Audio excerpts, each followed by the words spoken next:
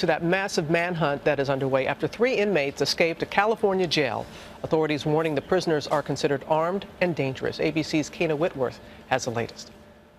This morning, Southern California on edge as the search for 3 escaped inmates turns desperate. I consider them very dangerous individuals, and it's not unlike this type of individual to obtain a weapon. Officials say the 3 men on the run for a 4th day are considered armed and dangerous. They escaped from a maximum security jail Friday after cutting through a metal grate and half-inch steel bars, making their way to this roof and then using a rope like this, fashioned from bed sheets, to rappel to the ground. The immediate thing that jumped out to me was they had help, and probably inside help. You can see in this surveillance video released overnight a shadowy figure, then a flicker.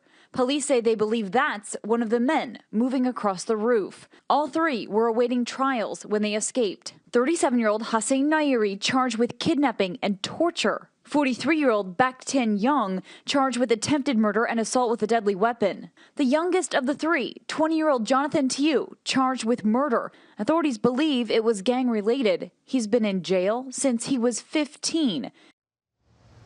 Well, this morning, authorities are now expanding their search area more than 20 miles. This is the first escape from this jail in 20 years, and they're offering a $50,000 reward for their capture. Robin?